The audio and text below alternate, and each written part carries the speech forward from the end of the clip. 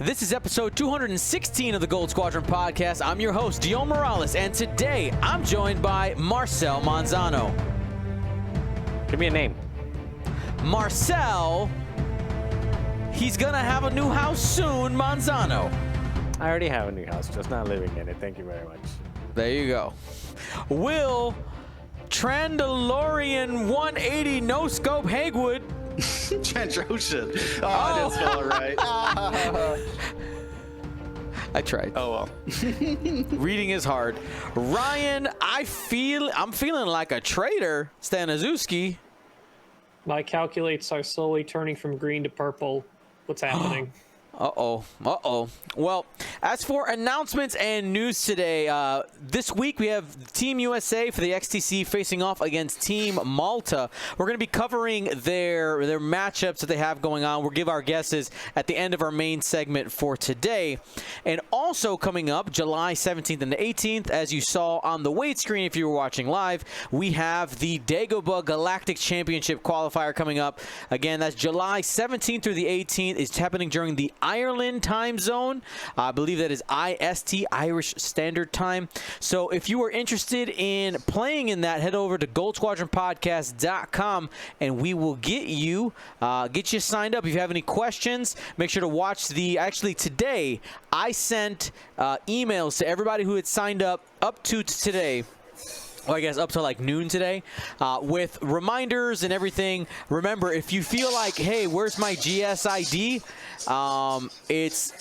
It's likely in your email or you haven't filled out the shipping spreadsheet yet or the shipping form yet. That's what a lot of people forget.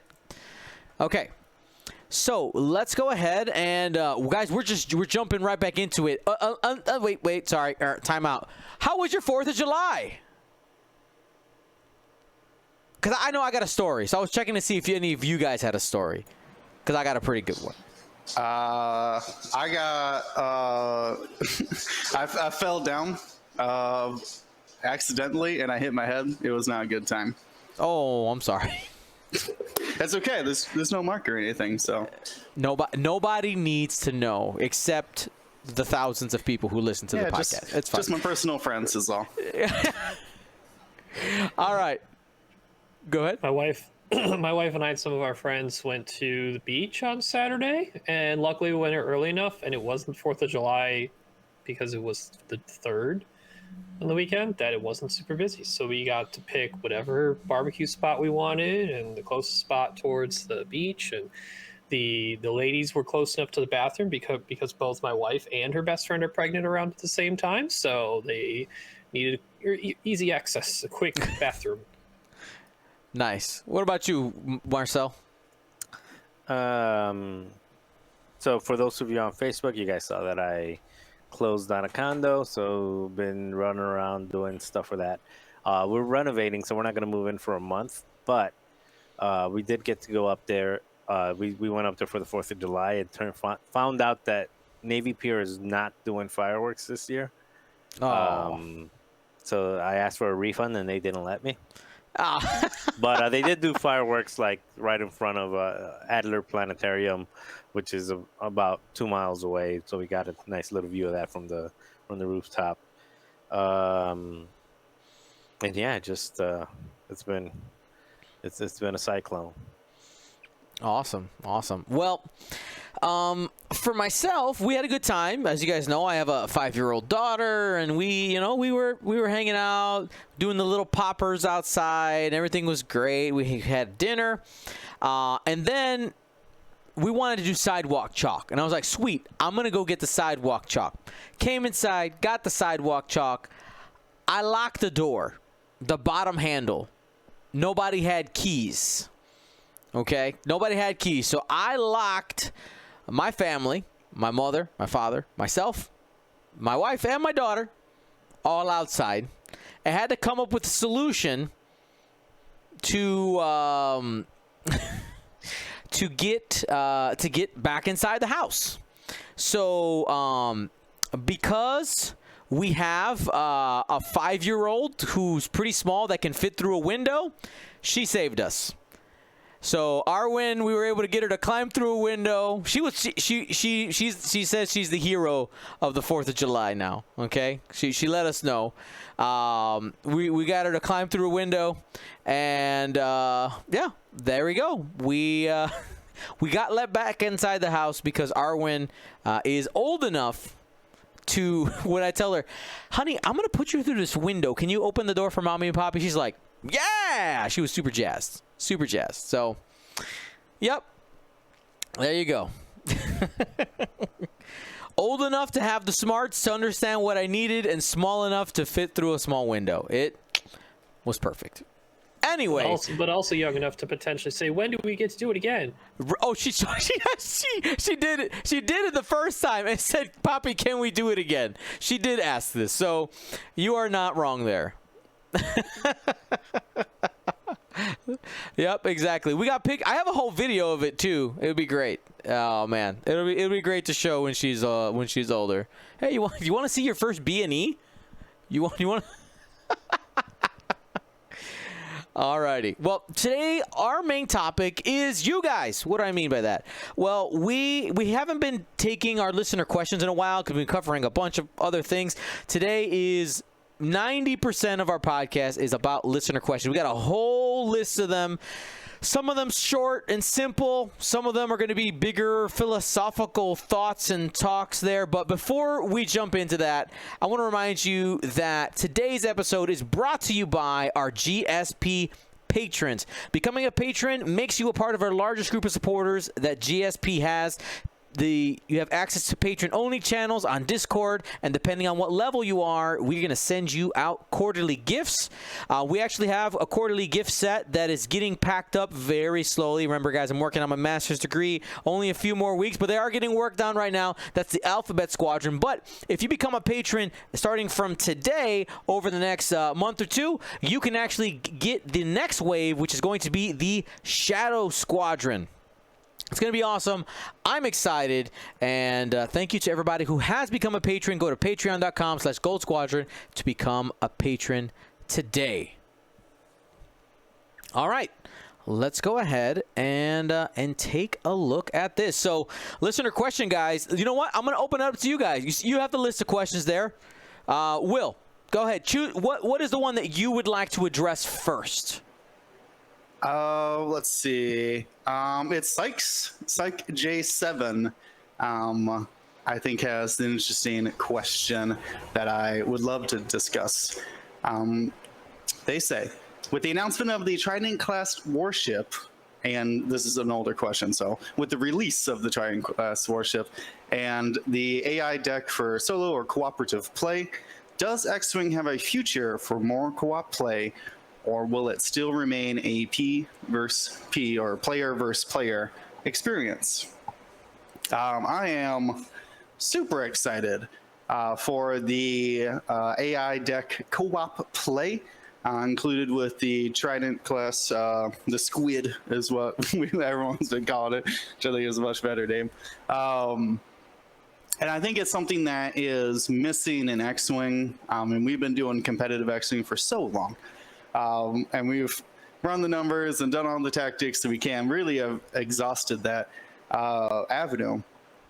But these other game modes, things like Heroes of the Atari Cluster, which was a very popular co-op style campaign, and then things like Aces High, a couple other like event style game modes, I think have spurred a lot of the community into looking for more ways to play.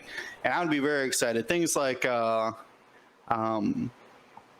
utilizing like Defender Vader. We're just like, load up that Defender Vader and see what it takes to actually take one down with a group.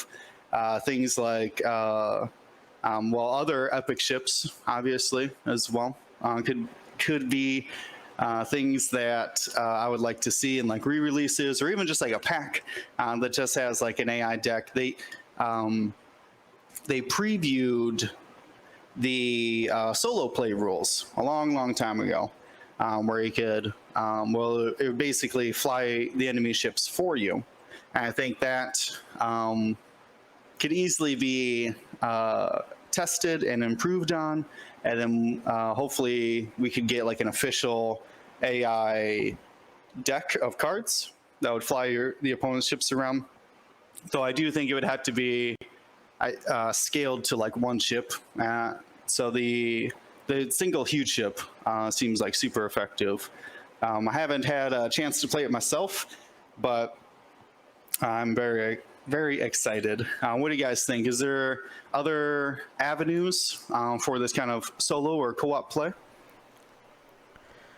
So Yeah, I definitely think so. I mean, it's something that they could capitalize on. A lot of sort of games people have explored in the past year and a half during the pandemic, since we haven't had at store play beyond just playing online X-Wing, is playing cooperative X-Wing with the family that you could still be around.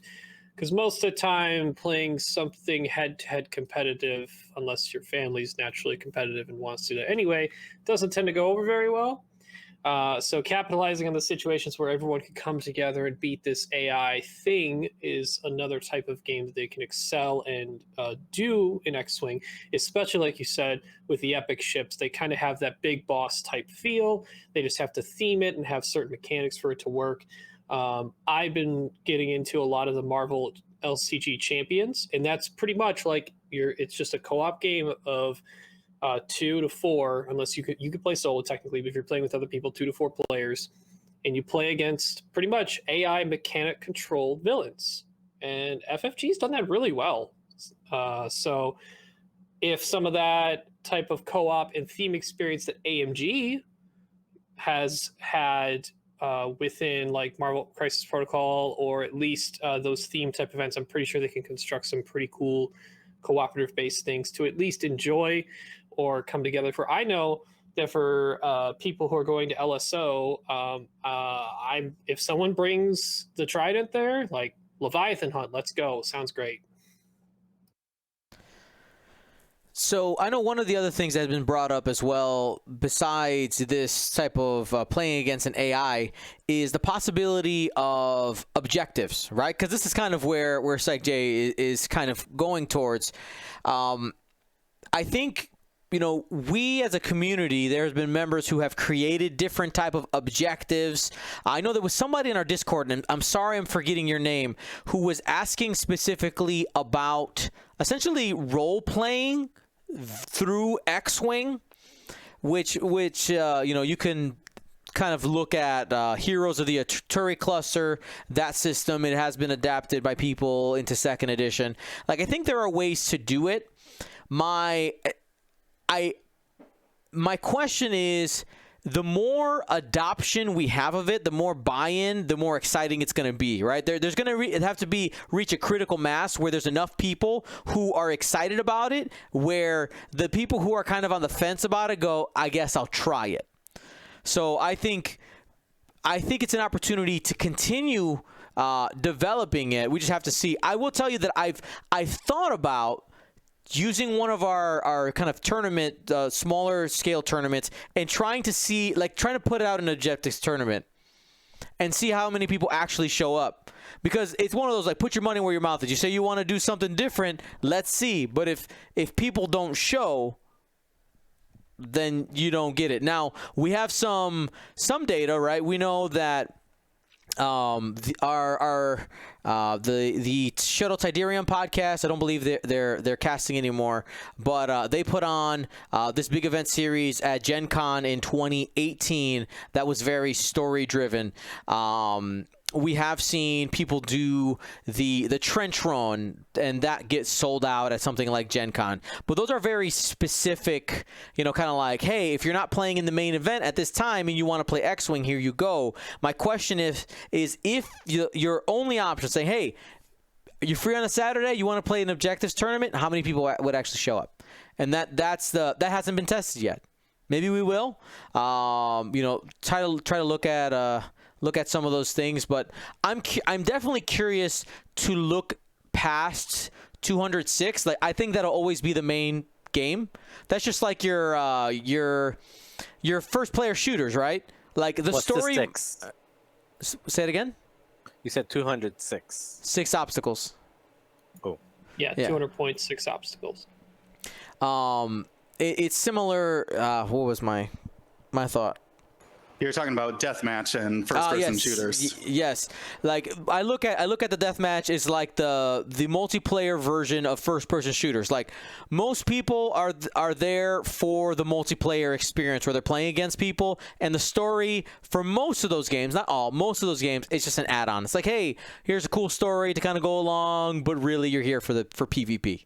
So We need to find our capture the flag, basically. yeah. Exactly. That chef's kiss. Yes, exactly. All right, Marcel, you want to take a question out of the hat? Okay, so Psych J is gone. I did not read any of these. I came 100% unprepared, which should be a surprise to no one. You know, this is him So I'm stalling just- and looking at the questions. Just So pick a question. I'm just gonna close my eyes and click with my, and I landed on the same one that we already talked about. So Haley, I'd love to see you guys cover something that I know and I'm sure many others need to work on: target prioritization. Oh, this sounds like it's gonna be a good one. Should I just target the first thing that falls into most of my arcs, or should I find a target on turn 0 and beeline after that? Is focus fire the right choice, or are there times where splitting fire is more valuable? How do you, the hosts, go about picking and choosing what to shoot at any given time?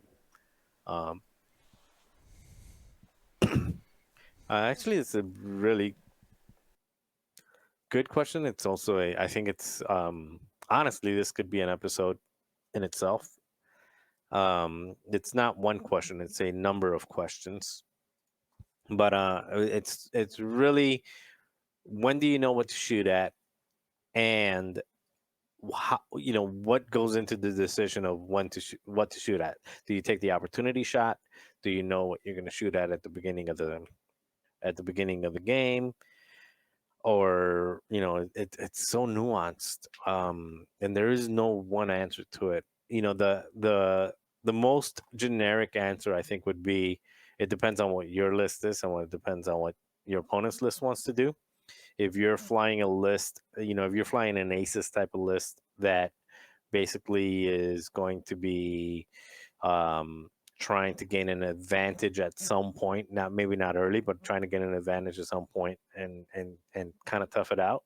In those type of situations, you're playing, to two different types of target priority, which is, one of them is whatever gives you those points, and two is whatever takes away their ability for you to no longer be an ace. So, for example, if you're flying something that has Vimerati, you want to kill Vimerati. If you want to have something that has sense, you want to kill the sense carrier, because those are things that, or if you're flying against Bosk with like million damage every time that it points at you, you want to take care of those things first. So you want to take care of the things that don't allow you to do what you need to do to be an ace. Or if they don't have that, then you're just basically trying to find the points wherever they give them to you. Think about it this way. Think about an ace player being kind of like a hawk, but being a hawk that is not like a 6-foot hawk. It's more like a 3 feet wingspan hawk, and they're going after some ducks, or they're going after, like, they can't go in and just, or they can't go in and take anything. They have to, when the ducks move around, they move around in a pack. They have to wait till one of the little baby duckies goes off and is far enough away, so then they target that's away from the pack. So basically, you're trying to do the same thing. If you're an ace player playing against a swarm, you're trying to find that little TIE fighter that strayed a little bit too far away from Aurus, to be like, oh, that's my baby right there. Or that little aggressor that strayed away a little too far from Faroff and Admiral Sloan, be like, okay, now I got you. So it's going to be very case by That was a great analogy, by the way. I kind of like that analogy. But it's going to be very case by case, and I don't know how to do that unless we talk about it for about an hour and a half straight, other than trial and error. Like, you have to know what your list wants to do, you have to know what the opponent's list wants to do, and you have to know a little bit about the mathematics of when opportunity shots are better than the long shot, um, because sometimes the long shot might be the best shot in terms of like, hey, that's the that's Torkel, that's the one that makes everything work, but the likelihood of doing anything is not there. So just take your shots when you got them. I would say the best example that I can give right now was a recent practice match that I had with one of the Canadian players, in practicing against England. And by the way, Ali, you're drinking some hot sauce, baby. You lost. Canada beat England. Ali's bum is gonna be burning. Um, but in that matchup, that in that practice matchup that I had, I was flying A wings, 4 A wings, like 4 proton rocket advanced optic A wings, and he was flying the it was what's his Andrew. I can't pronounce his last name. He's got Andrew Oler. Oler. There you go. He's got like an H in there, confuses me. So Andrew Oler flying, his own list against the A wings, and what I ended up doing, and I ended up beating him in the practice match, but what I ended up doing was taking really terrible shots from long range at his Kyle Katarn just to make him hopefully burn tokens, so that eventually at some point I can go ahead and retarget somebody else without a million tokens flying around. And that's an example of target priority, where sometimes you don't want to target somebody just because you think you can do damage. Sometimes you might want to target someone because it prevents them from either shooting at a ship that you want to shoot, so you want to burn through their tokens, or it prevents them from doing something like a few turns down the road if they're token stacking, if they're, especially with the Hawks. So just making sure that they don't do something later on. Or in the case, for example, in William's list, where William is flying Bosk, Cannon, and Fen Rao, you might want to shoot at Fen Rao really terrible shots. Like, I know I'm not going to do any damage at Fen Rao, but I'm just going to take all my ships and shoot at Fen Rao, do 0 damage, just for the psychological effect of William saying like, oh, he wants Fen, I'm going to take Fen gonna go over here, Bosk over here, Fen over here. And but again, that's just a little bit of gaming ships, and you're trying to scare Fen away so that you can go ahead and focus on the other ships without worrying about Fen, because at that point, William's going to be thinking like, okay, Fen's their target, I'm going to try to kite with Fen. So again, it's so nuanced, it's hard to give a really straight answer other than have a plan. Would that be the best way to say it? Just have a plan. No matter what that plan is, just have a plan. Would you say you would start that plan on turn 0, or do you decide that plan halfway through the game? I think that goes back to depends on what you're flying. If you're flying if you're flying my list, my list that I'm flying at XDC, which is a regen list that's just basically trying to get up on points and end with 0 points gone. You're not targeting anything. You're waiting for that little baby penguin that's strayed away too far away from the pack. But if we're flying something like what you're flying, where it's just going to come in and punch something, you're going to go in and take out the end game piece, because you don't want Kylo flying around. You don't want to kill 5 TIE fighters and then be Kylo, the one that's flying around at the end. So that turn 0 depends on what type of list you're flying. So it's so nuanced. It's a great question. It's just there's not an easy answer.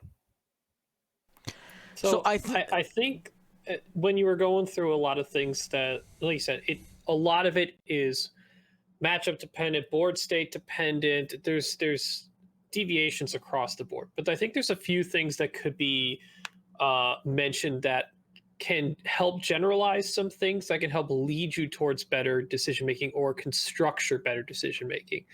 So one of the things that you should always try and attempt to do is, especially on shot priority, if you're in the middle of a scrum or game situation, if you can shoot ships at the same initiative or have any control of shot order, you want to try to find the balance of shooting stuff that is limited on who they can shoot down to the ships that have the most options, unless there is any specific special weapon or token situation that you need to balance.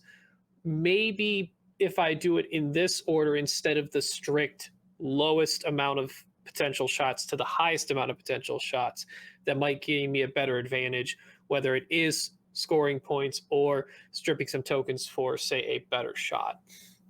Now, sometimes that might mean that the less restricted shot is the better shot, and I know some people like the mindset of they want to shoot their worst shots first to see if they can get those tokens spent on the bad shots anyway, and then have the good shot get the biggest punch out of it with the least amount of defensive odds available. But you want to try and push your decision making as far back along as you can.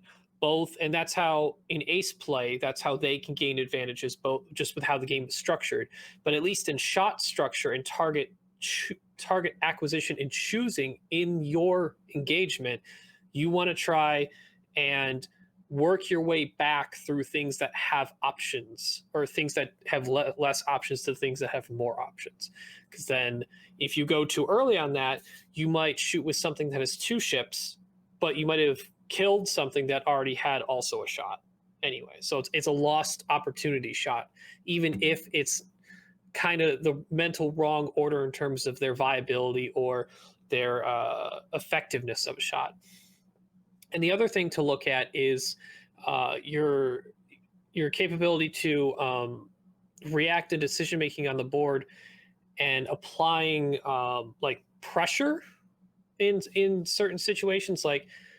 Like Marcel said, there is a level of going through, and it's not just doing damage and also even shooting.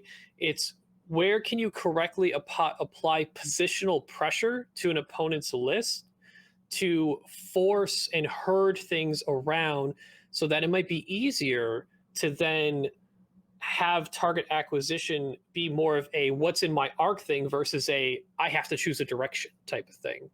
And sometimes I get the misnomer of people saying whoever commits first loses.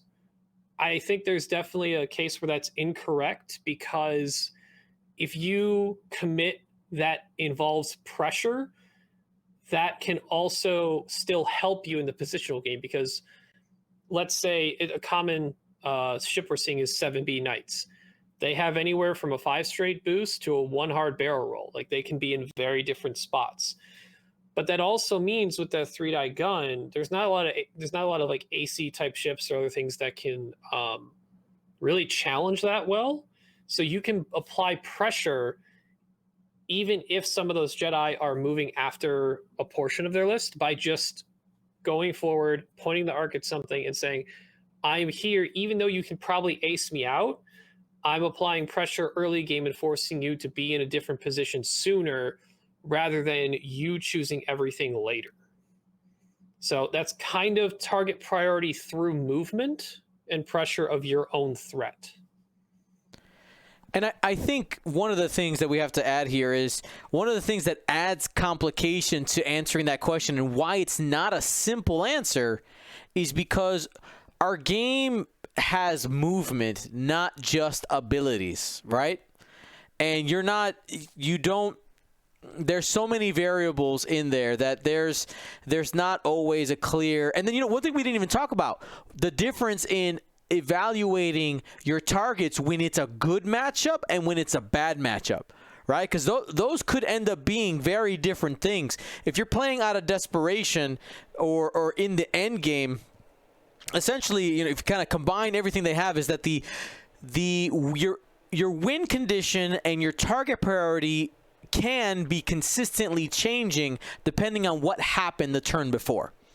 So I think really the best way to get better at it is to continuously evaluate what is happening during the game.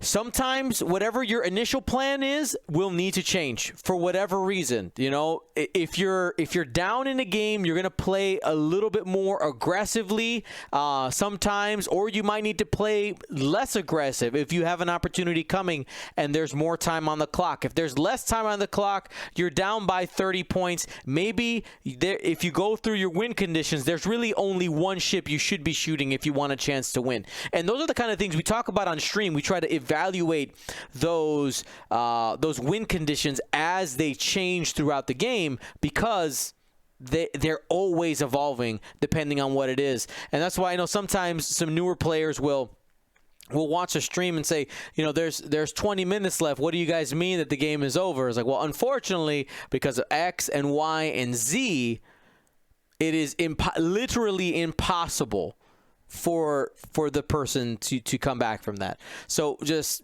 all that to say, continuously evaluate and try as much as possible to be try to be objective about whether your choice and evaluation was correct. Because sometimes you could evaluate it correct and not get the result you wanted, and then you end up thinking you were wrong.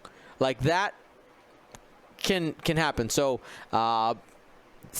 sometimes it doesn't work out, but sometimes it will. So I know that was a big round circle to get to the answer of it depends. Okay. I got one small thing to add. Go ahead, it's Will. about splitting fire. Obviously, we say don't split fire. Shoot a ship until it's off the board, or so messed up that it's not a factor in the fight anymore. But there is times where your specialty target, the target you need to take out, is say a 3 agility ship at range 3, and you had to spend your mod on defense. So now you got a unmodded shot, and the target you want to shoot is range 3 and has 4 dice, right? But if there's a ship shooting, or if there's a ship at like say range 1 that only has like 1 agility, right? You do have to factor in the math a little bit and know that that you need to take the shot that has the most potential for damage, especially if you're losing the game. If you've lost a key piece in your list or need to make up that damage race, you will need to just split fire sometimes and take what is in front of you. But there is what do I want to say? That's something that you have to assess turn by turn, even shot by shot. And sometimes if you could just be like, well, I can roll 4 dice at this thing, and I have no other mods, assess that will be your best chance to do damage. And sometimes that takes priority over killing a ship. So yeah, that's the one of the few times where I split fire is like, well, I know I can do damage to the ship. Let's just shoot that ship and see what we get. I like it. Yeah, and I think one of the best ways to do it is to practice, and maybe we'll take some time one of our Wednesdays or Saturday streams and just go through that. We did it a little bit for the showdown and it seemed like you guys really liked it. So target priority stream coming soon. All right. Hey, outside of target priority stream, I don't know how we can do this again, but do you remember way back when there was like physical toys and we got to put them in tables, and I think we're getting back to that soon. There was this really cool idea that you had, and we did for a short period of time, which was mind games. Yep.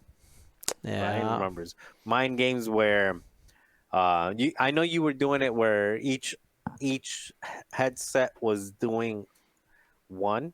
Mm-hmm. I get that can be complicated and difficult, even though I enjoyed it. Like I didn't have a hard time listening to both, but some people might. But even if you're only taking one of those, I know that 186 does they do something similar where they go back over games before, and then they say like, "Oh, this is what I was thinking at the time," et cetera, et cetera, et cetera. Right. The only problem with that I have with that, because I've been part of that, I think once or twice. The only problem that I have with that is a little bit of revisionist history, because you know what ended up happening, Right. and be like, "Oh, I was thinking that I was blah blah blah blah blah," but you already know what the result was. Which is why I don't do post game videos like that, because it never gives you the full truth, unfortunately. But I think it would be really interesting to start doing a version of that again, where you're taking, and not yourself, because I think by this time, you know, like people are kind of used, like you always talk about what you're going to do while you're playing your games, like, Right. oh, I'm thinking I'm going to do this, I'm going to do that, but taking like people that maybe the community's familiar with, you know, we're talking about Nicholas Scott, Carson Ray would be interesting, because that guy's a loony. You know, guy's a Looney Tune. maybe as the captain of Team USA, you just wrangle me up the whole team, and we do a psychological evaluation on them all. Sounds something like that, but you know what I mean. Like just have them say like, just at the beginning of the game, like let them know. Don't just talk to your opponent. Talk over everything that's happening in your mind. Like, oh my God, this is terrible, or I'm like, this is who I want to target, and just have that happen. And again, just take different lists and different players that have different mindsets. Again, Dale Cromwell, if you want to take someone super aggressive. Doug Howe, if you want to take someone that's super cagey. I don't know, cagey. I don't know, because he's really aggressive too. I don't think he's that cagey. To be good, you have to be aggressive in X-Wing. Little tip. Yeah. But anyway, I didn't mean to derail the conversation. I just kind of wanted to like throw that back into. I remember that used to happen. I think that would be great to do again. Soon. Alrighty. Brian, go ahead. Your turn to pick a question. All right. Let's go something a little more lighthearted here. From Porter, we have, which oddball is the best oddball? Discuss. And also, kind of a bonus on top of this that was added from Will, which chassis would you like to add oddball onto that he's not currently onto, even if it's a Jedi ship?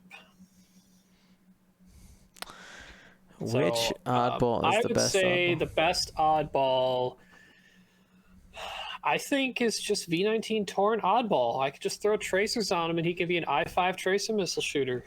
That's it. That's all I care about. I know it doesn't utilize his ability that much. I mean, it kind of can, because he could barrel roll, link, evade, and then take the lock, so he could be a little bit defensive and still get the tracer missile off. But I'm not a fan of the V-Wing oddball. I don't think you get that much more for him than him being a Torrent, especially since he can carry missiles. I know Arc oddball people have played around with, especially with Kit Fisto Crew. It's not my thing. So I'd go V19 oddball. And I'd want to see him in...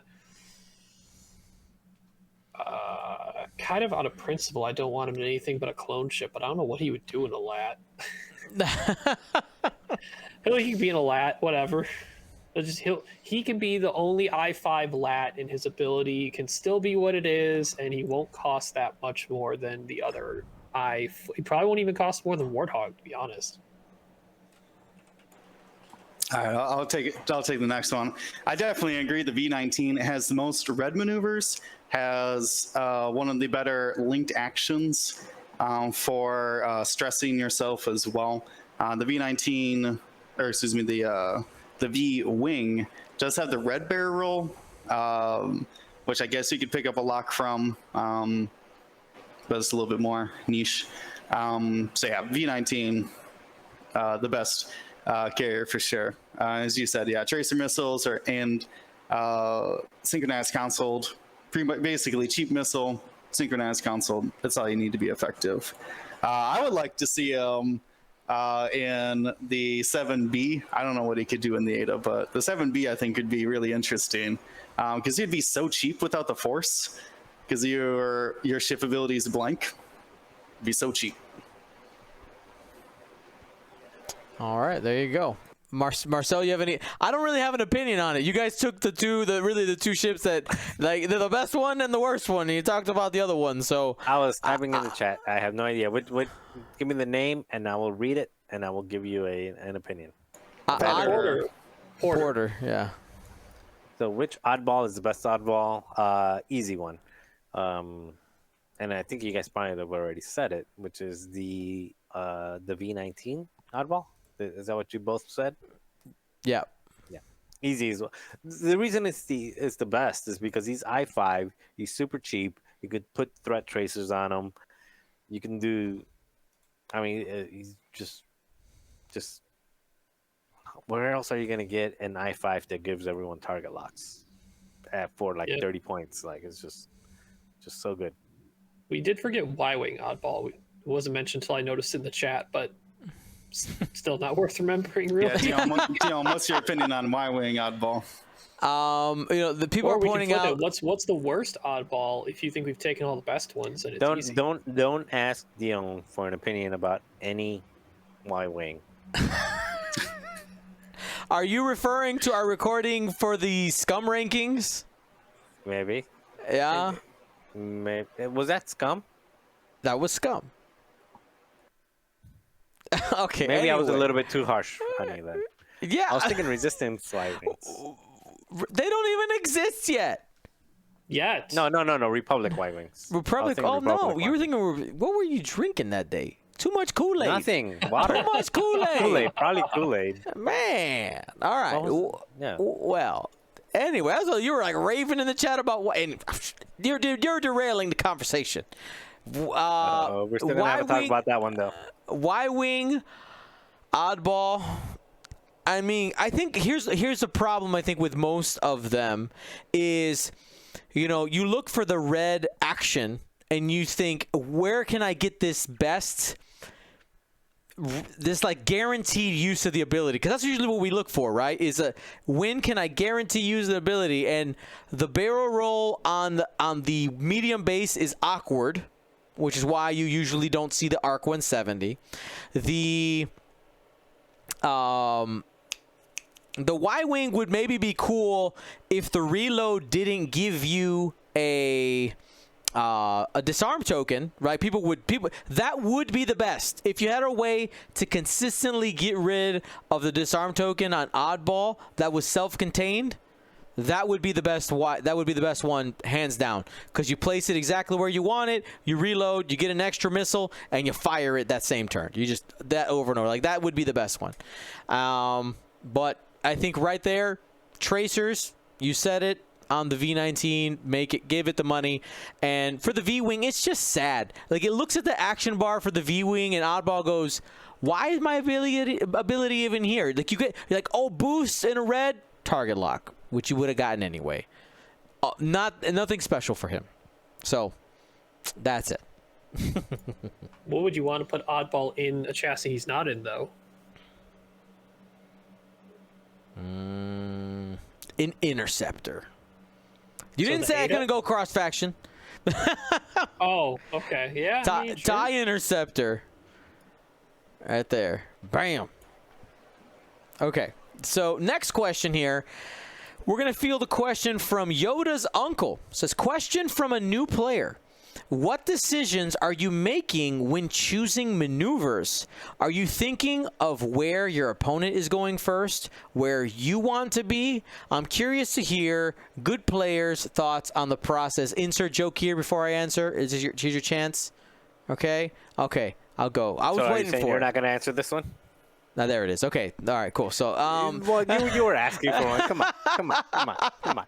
All right, so I'll give my thought process when picking dials.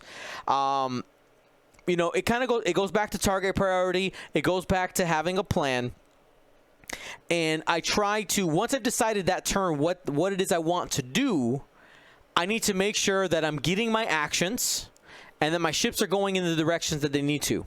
Depending on the initiative and how that lands, that will determine whether I'm thinking of my opponent's moves before mine. So obviously, if your opponent moves before you, you have to think about their maneuvers and try to anticipate that.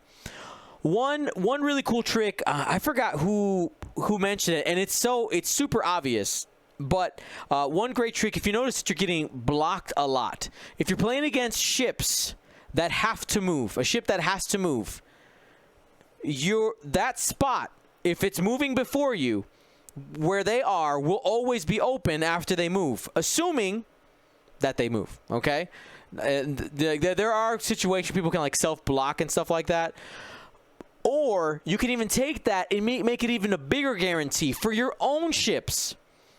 If you have a ship in a spot that moves first and it moves forward, and there's none of your opponent's ships that move between them, that spot where you were will always be occupied. Like that's a way to safely know where you're going to go. When a lot of times when I was playing Kylo and I was like a one-on-one match, my maneuver most of the time was where were they last, because I know that I'll get my actions then. In situations, there's other situations where it doesn't quite work, but most of the time, if you need your action, go where they were, because you're not going to be there unless I got to stop.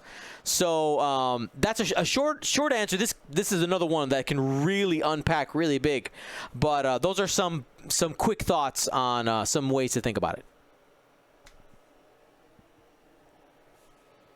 I'll go. I got a maybe a quick answer here. I'm keying in on so the priority of it and understanding. Well, like Ryan said earlier, a Jedi Knight could go 5-forward boost or hard one barrel roll, right? Once you really start understanding chassis and the options that other ships have, you can really start narrowing down where they have the potential to be, and basically how far you need to lead them, because obviously they're not going to, you can't just point your ship where they were. You have to point your ship where they're going to be. I will say that for me, I prioritize a good lane for myself normally.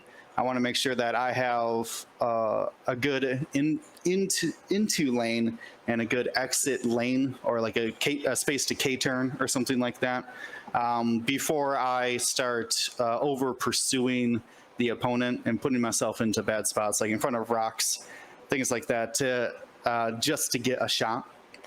So I hope that I'm thinking like 1 or 2 turns ahead and imagining those kind of flight patterns and the lanes, as I like to say, through the obstacles, before I prioritize like the best shot possible, like a range 1 bullseye shot or something like that. So I think a lot of my perspective when I choose what I want to do, my brain first goes through what is the best thing for me to do right now. Like, after considering game state, score, current status of my ship's health, current status of my opponent's health, and rocks and things around me, and movement order, I go, what is the absolute best thing I can set up with my group of ships? Once I have that figured out, I go, what's the most obvious thing that my opponent will recognize as the best thing I can do, and can they stop it or punish it? If the punishment is so obvious or easily outweighing what I'm trying to put on the board, I'm going to go back and reconsider what I'm thinking and be like, okay, if they do the correct thing and punish me for one of the movements my ship does, how bad is the damage? Is it threatening to my victory, or is it just gonna hurt, but it's what part of trading value in the game is for? Is what I'm setting up still more a better overall scheme versus the potential sacrifice I'm making, probably half of a ship potentially? I don't know if I just would let a ship die, but there are some instances where that could occur. But it's a constant back and forth of what do I want to do can my opponent punish me? How bad is the punishment? If it's bad enough, I go back and reassess. Because a lot of times I feel if you just put forth the best thing you can do, it's more often your opponent isn't going to be able to stop everything you're trying to do unless you're in a block formation and they move before you and block all your ships. Then that's a different story. But if you're coming in all different vectors and you're not a formation flying list, then you have more opportunities for percentages or portions of your list to successfully do what you want to do. You just got to think, all right, what do I expect my opponent to do? And how hard can they punish what I want to set up, and weigh, all right, does the punishment outweigh my own scheme, or does my scheme outweigh the punishment? It's a little checks and balances you got to think on yourself and then make decisions. And through repetition, you'll find some decisions were right or wrong, or like Dion said in our last or two discussions ago, sometimes you made the right decision, but the outcome wasn't what it was supposed to be because of certain variants and situations that can occur. So always make sure you double check your analyzation after a game and make sure you're not diverting off of something that actually was the correct choice.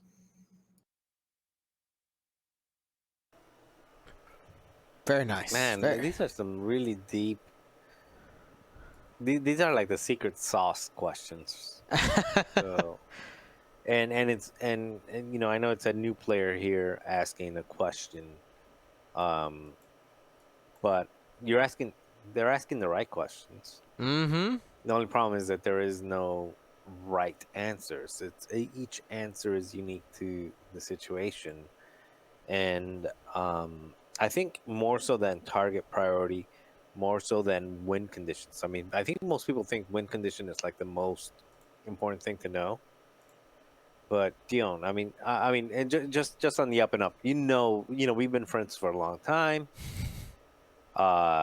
You know, you've known me for a long time, and you know that I have not always been the best at knowing my win condition. Correct.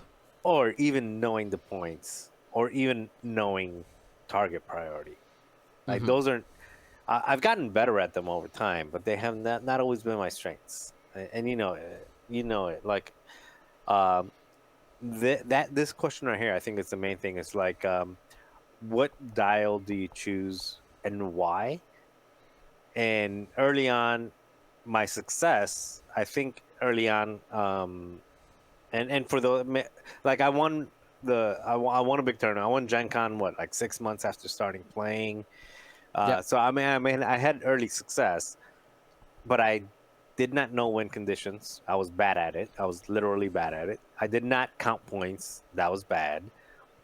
I did not always make the mathematical right decisions. I still don't. Not bad.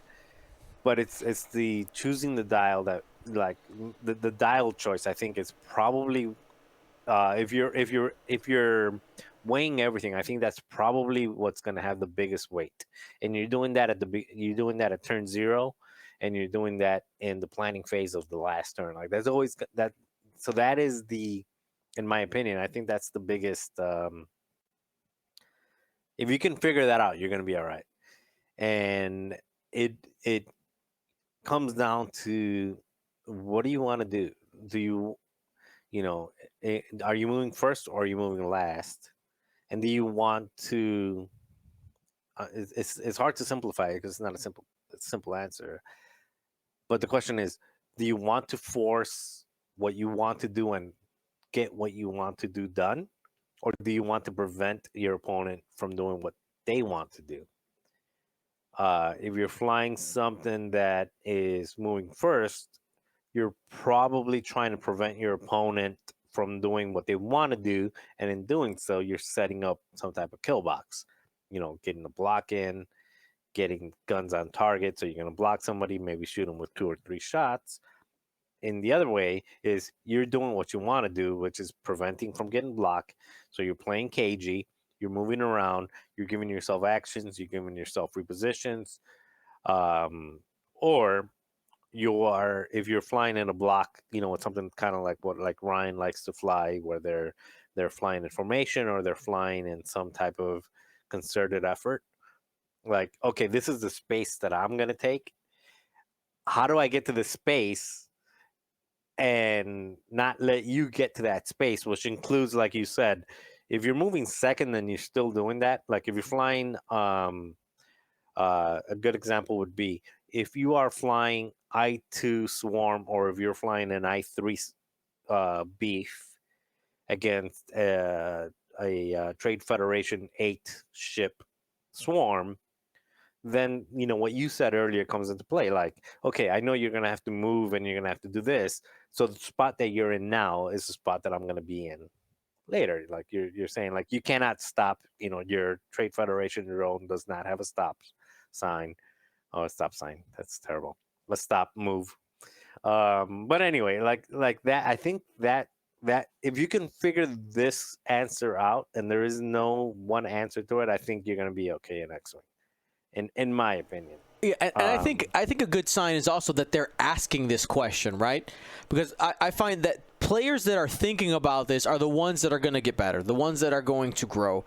Yeah, and just keep assessing, keep practicing, and figure out what works for you. And I would say to respond to your early success and not having those things, like not identifying win condition and all that, I attribute that to a couple of things, though, because some people have better instincts for strategy in games than others. So while you may not have been actively monitoring points or matchups, there. And again, we don't have any data, any qualitative data for this, but you may have just been innately kind of channeling some of those things, and I would say I would warn players that, or warn/inform, there are people who are just better at strategy out the box than others. There are other people who have to go step by step and think about the things. And I think what happens is, players, I would say like yourself, that, have that, I'm going to say innate strategy kind of as your default character, all right? Once you got that, you can only go up from there, right? You can end up adding those skills. It just makes you even better. And someone who doesn't have that, step one is identify and realize, all right, I'm not great at strategy. Let me practice it. I think some mistakes also happen, though, when people think that they have it, but they don't, right? And that's a self-evaluation thing. And I'm not calling anybody out, all right? Because sometimes you might think like, oh, I got this, I understand everything that's going on, and then you don't, right? And then you got to... The easiest self-evaluation is results.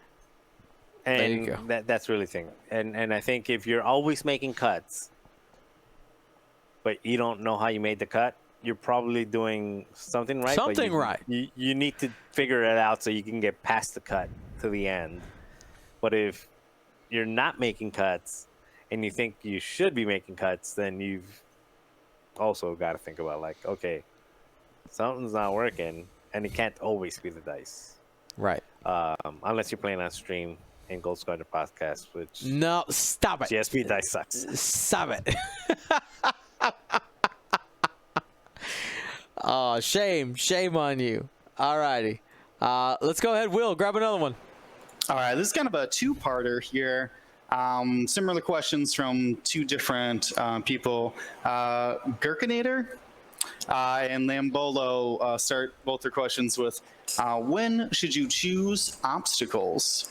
And how do you decide which obstacles to add to your list? Then Lambolo adds on, then on placement, do you prefer them to mess with first engagement, or are you trying to obstruct their deployment flight plan, or are you just trying to build lanes for your own style of squad? I can start with the first one, because I think it's I assume that we kind of have a universal understanding of it. If you're, so I always choose obstacles after the list is built. I very rarely choose obstacles first. And if I am choosing an obstacle first, they're like my default big rocks. But things that have access to after executing maneuver type effects, we're looking at the fine-tuned controls of Jedi, even the free evades from Full Throttle. Those you can, or afterburners on, say, a Vader or something. Those effects work best with gas clouds because it does not stress you like debris, and it's less likely, well, 0 chance to take damage on a gas cloud. So those should be your first to reach for if you have abilities like that. Obviously, if your list has anything to do with stress, say you're flying like Ted Nub, or you have like Cassian crew, even Oddball. Well, wait, Oddball doesn't work, but maybe something like Lando's Millennium Falcon, where it wants ships to be stressed. Then you should be grabbing debris right away. Obviously, things like mining guild ties that can avoid obstacle or rocks, asteroids specifically, you should definitely look at those first. But I'll bounce that to you guys then. What am I missing anything else of like definitive, if this is in your squad, you must bring these obstacles? No, I think so. A lot of them, like you mentioned, make sense, and they're kind of the obvious ones. You know, your Sloans, your like you said, Lando Splitting Falcon, things that want to be stressed. You know, I have droids. I bring struts. I probably want big rocks. You know, I want to limit my opponent's ability to take advantage of positioning or limit their actions. When I about a year or more, probably more now, 2-ish years ago or whatever, before the first Worlds event, I would, but before I jumped onto a full droid swarm, about any list I brought was with debris, because Jedi at the time, the named Obi Plo Rick was a common one, 7B, the two 7B pilots. They would bring gas clouds, or they could still take advantage of rocks, because neither of those two things stopped them from doing their fine-tuned controls. So I would personally always bring debris to have that as a deterrent factor, that even though they go through it, sure, it's not as much damage, but it limits their actions because they get stressed, and they don't like getting stressed. And I think that kind of leads into what I want to add to this, which is, yes, you could always try and focus on what best your list can do, but it's also worth looking at what's prevalent in the meta. I had this thought earlier today when I played some games, that while I was testing out a Republic list that featured a number of 7B Jedi Knights, sure, it'd be easy for me to take as all gas clouds. Like that's the obvious part, right? But then I thought, well, if one of my more difficult matchups, or at least things to be concerned about, is Bosk, right? Those Scum Bosk lists, they're also just bringing gas clouds, just stuff that will always allow them to shoot and minimum recourse for going through it, because Bosk will already have all the tokens he wants with Gamma Key and so on and so forth, and any ace Fang that's with it in the list can take advantage of gas clouds for that defensive bonus. So I thought, I was like, okay, what if I bring some rocks and a single gas cloud, expecting most of the meta and most other opposing ships are going to likely bring 3 gas clouds, so I'll have most of that covered, but I will still bring some rocks to be able to have some area of denial that will not allow certain ships to go, because they still want to shoot. Obviously, they don't want to land on rocks. So I think understanding the meta and knowing what maybe most of your opponents are likely to bring, are you helping them more by bringing what is obvious to you or not, is a question you need to ask yourself. And is there a secondary option you can move towards that still has some benefit for you, but hinders more of your opponents. Yeah, and I think it comes down to this basic idea, right? Obstacles for me or obstacles for my opponent. Which one are you going to do from there? And you got to outweigh, like you said, you talked about a specific matchup, right? Like this is what you were talking about. You were talking about a matchup here. And that's like a meta prevalent matchup, right? Or is it that your list needs to do something or has an advantage, like Will was talking about? I think a perfect example, I'm not sure that was said, was array that has Corcella, right?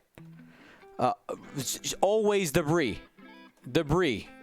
every time. Like it's such a ridiculous advantage because of how the rules interact with that. You gotta take Corcella there. Like it just makes sense. So I think obstacles are definitely one of those that, like, one of those things that gets overlooked pretty easily.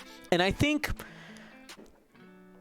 I know that high-level players have thought about it for a long time, but at the same time, I've also heard high-level players say, I only play with 3 rocks.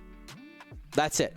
Nothing else. And the question was why? It's like, because I've always played with the 3 rocks, and I'm more familiar with them than you are, and that gives me an advantage. And that is 100% a viable school of thought. And I really do think that it comes down to different schools of thought. And if you know that your 3 obstacles work for you and you have made a conscious choice for it, then likely you're making the right decision. Now, for you in that moment, could it be optimized? That's going to be, again, so many of these questions are situational, and it really comes down situation by situation. And I think unless you have a like you were saying, Ray, with Corcella, or a struts that want to use rocks or something like that, unless you have that, it makes 100% sense. Or unless you're going into a scenario where you're playing against a meta that is heavy in that, like if you're going into a drone heavy meta that has struts, then just don't take any rocks, bring some clouds. Just do whatever it makes for you. Like me personally, I randomize it. I literally randomize it. Like I don't care. Like if I'm in person, I'll just bring the first 3 and I'll throw it out there, because I don't know if I don't know what I'm bringing. I definitely don't know what my opponent's bringing. So who cares? Just whatever. Just fly around it. Unless I'm flying something that benefits from it, then definitely I want to bring what I, if I'm flying a bunch of I6s, yeah, I'm going to bring a bunch of gas clouds. If I'm flying a bunch of, struts, I'm going to bring a bunch of rocks. But if it doesn't make a huge difference, just who cares? If you're, I don't know. Well, Marcel, I feel kind of weird because I know a lot of people put a lot of stock into like rock placement and which rocks you bring, and I happen to think is like who cares? Is random, just fly around it. If there's a rock here, just move around it. Like who cares? What would you say, Marcel? Out of the options Zambolo listed, do you prioritize first engagement, obstructing the opponent's flight plan, or building lanes that give the advantage to yourself? Out of those None. 3, which one? None? Okay. No, I mean 100% honest. None. Just throw them out there. And I've literally seen you throw obstacles onto the board. No, literally, just grab them, toss them up in the air, and when they land, because the game, there's people, and I'm not saying that's the right thing to do. That may not be the right thing to do. Well, what I'm saying is there's people that play that have like their opening engagement set up, right? Like they're like, this is what I want to do early. This is what I want to do, and this is what it'll allow me to do. And if I'm playing against a swarm, this is how I set it up. So that makes perfect sense, and there's nothing wrong with that. There's other people that, that only goes up until like minute 15 or minute 20 of a match. Like the first 15-20 minutes of a match is you can you can pre-plan and you can schedule your moves like the first 15-20 minutes of a match. After 20 minutes of the match, you're in a scrum. When you're in the scrum, you're just reacting to the scenario as it comes. So so I'm gonna argue with you just a little bit though. I'm just gonna say if 20% of your match is planned and 80% of the match is reacted to the scrum, I'd rather just focus on the scrum. So I'm just gonna throw the rocks out there where they land, and be in scrum from round one and treat round one or turn 0 if it's scrum. I'm just reacting because so even if I have 3 rocks, the opponent is putting the other 3 rocks. So it's not perfect information. My argument though with you is, I think your history of play has clouded your judgment a little bit. Okay, just a little bit. Hear me out. You have played.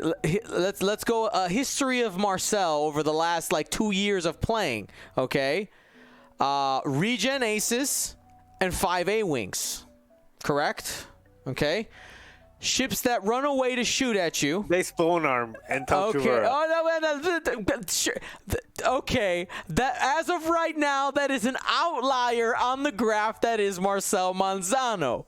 What I'm saying, and then also regen aces, right? Which you're playing in XCC, and then before that, regen aces, where one of them literally for practically half the game doesn't care about rocks. You're like collision detector, doesn't really matter, right? So you have purposely played in a style which is valid that doesn't care about rocks. So you literally can not care about rocks, but not everybody's got that kind of list. Not everybody's got that kind of play style. And for instance, if I'm playing a non-acing list, and I know that aces are my weakness, I should not bring gas clouds. That's a bad idea because when I face against a Kylo Ren who's hiding behind a gas cloud going, cute, you're not going to hit me, right? And it was my gas cloud that I brought because I just put my hand in a bag and grabbed whatever was there. It's a little bit of feels bad. I think it's one of those things that you could it's a slight tweak to the list that just gives you a little bit extra. Or let me not even say gives you, that could possibly give you a little bit extra. I think you missed the first part of my statement when I said, if you're flying something that you know that benefits from things, that's the part that I said that I think because if you're flying, again, if you're flying things that don't want to ace, you want to avoid gas clouds. If you're flying things that benefit from stress, you want to throw. If you're flying not Han Solo, but if you're flying any Scum YT 1300 with the title that you get extra dice with stress, then you want to only fly debris. So again, if your list does not benefit from it, if there's not a direct benefit or if you're flying all small maneuverable ships, if you're flying a bunch of strikers, actually strikers are a terrible choice. If you're flying a bunch of interceptors, sometimes strikers are a bad choice because I was thinking about big rocks, but strikers, because they are forced to move, don't like big rocks. But like if you're flying a bunch of A-wings or if you're flying a bunch of TIE interceptors or barons, you want big rocks because you can move around them. You can maneuver enough. So unless you're flying something that directly benefits from it, then it doesn't really matter. And that's where I think putting too much mental energy into the first 15 minutes of the game is detrimental to where the main game happens after the scrum, after things get messy. And when things get messy, rock placement becomes random after things get messy. So if you can get good at playing when things get in the middle of the scrum and things get messy, you're probably going to do better. So even if you don't do it in tournaments, when you're doing it in just casual, your league nights, your casual games, randomize it. Don't try to take every advantage in how you do it. Just randomize it. Just act like, oh, this is random. Let's start random from rock placement. Like you still set up your list the way you want to set up your list, but I'm saying like rock placement, just be random from the beginning and react, and that'll make you better because again, the 70% of the game happens after things get messy. So, Will, I know you initially asked Marcel to help finish out Lambolo's side of the question. So, what's your thought then on that? Where are you trying to obstruct opponents' plans or build your plans better? No, I try to build my own lanes. It's a little bit of a mix, like, because it does depend on what you're flying. I've been flying a lot of large bases recently, so I want either a big open area where I could get it turned around in, or just big lanes that I can easily maneuver through. But at the same time, if I'm flying something a little bit more maneuverable, small bases with repositions, then I would actually flip that and try to, what do I want to say, block lanes for my opponent. You see it all the time. If you have 3 obstacles, like in a triangle formation, there's not a straight way through there. So I try to create a lot of those where you can't just be barreling through lanes. So it depends on most of what I'm flying. It comes down to if my ships are unmaneuverable, I need to make lanes for my ships. If I do have maneuverable ships, I want to create lanes that are unfavorable for my opponent. Yeah, all right. Similar thought process. I don't normally look for my lanes. I rarely look for lanes. I look for where could I potentially obstruct my opponent's ability to flank me, being that a lot of my lists tend to be on the jousty side of things. But I also really want to try and figure out whether it's through rock placement or also after it's all done, where I want the engagement to happen, and figure out how do I engineer making the engagement happen in this area so that it's a higher chance to benefit me in the fight.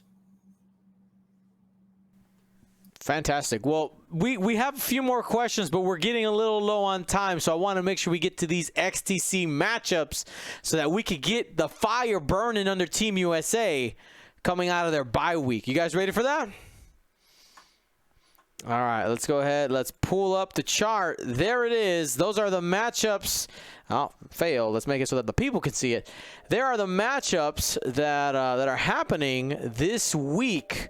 Team USA versus Team Malta. I also put a quick, for those of you watching, we have a little abbreviated definition of what each of the lists are. So let's go ahead, go from left to right.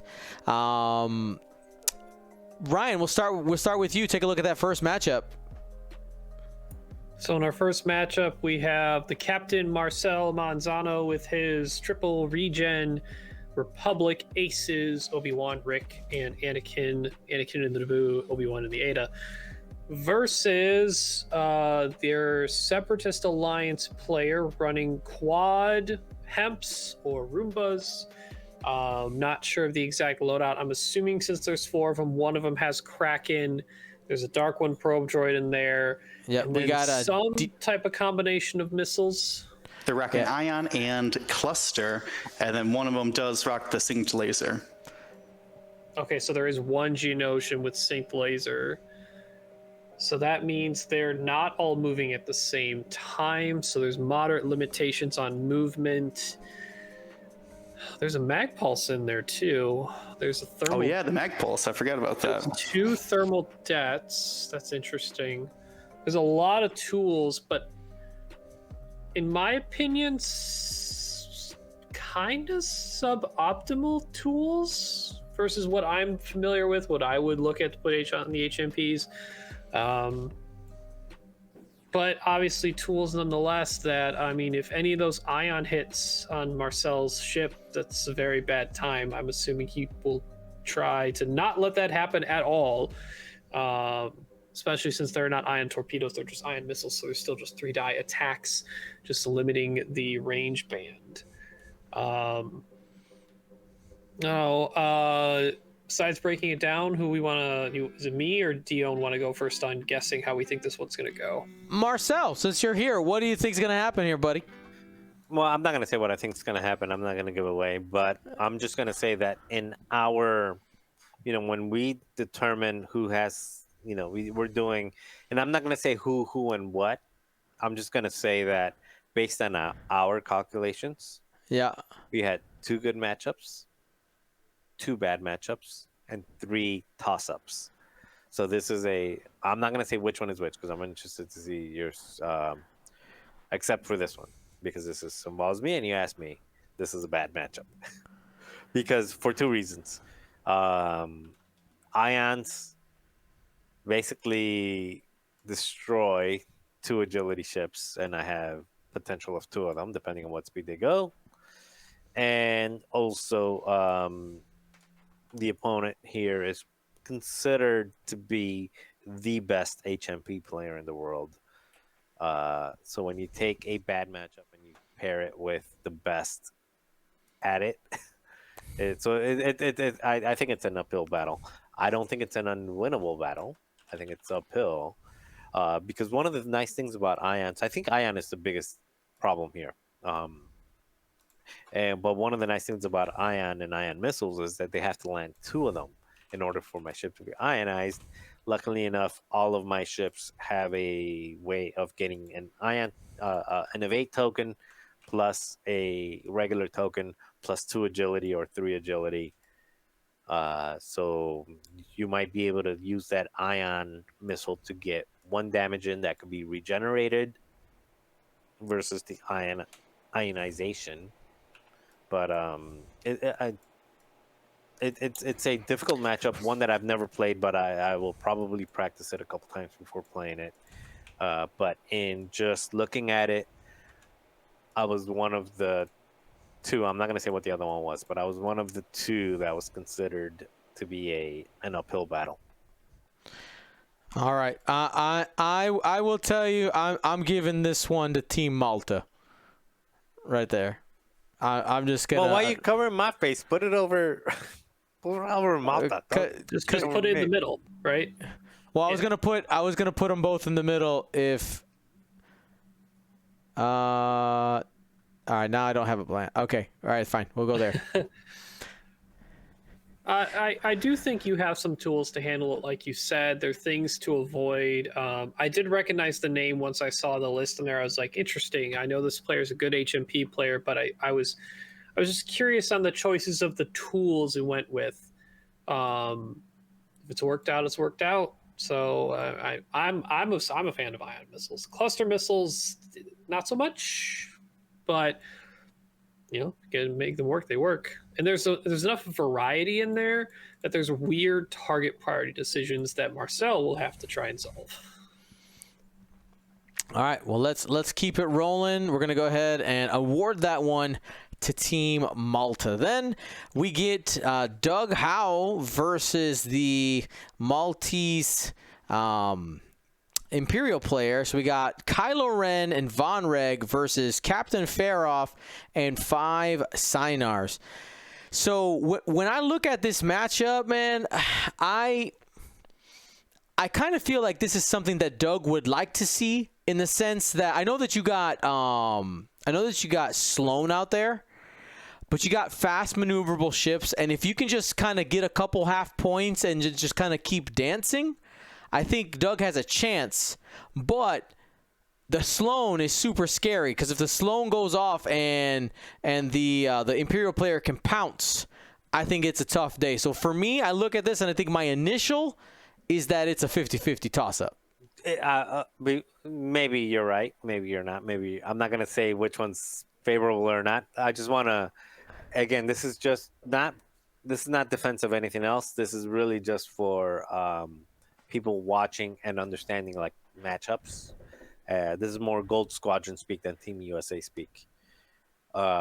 Remember, prime thrusters is a thing, and prime thrusters works like you can still be stressed, and you can still reposition, and you can still supernatural double reposition, or you can everything that happens with supernatural. Kylo is still Kylo. even while stressed. Kylo does not stop being Kylo, and still has the force for when needed. Yeah, prime thrusters being specifically 2 or fewer stress to do those things. And I've always been on team I believe in Doug, but also because those aggressors, their front arc is the only arc that reaches out to range 3. Their dorsals are only to range 2. Kylo should be pretty adept at range controlling and picking off ships, especially with I believe he has proton torpedo, right, Marcel? Yeah. So I don't know. I'm leaning towards Doug, but I can understand the concern. The one thing he has to be really careful of is Von Reg.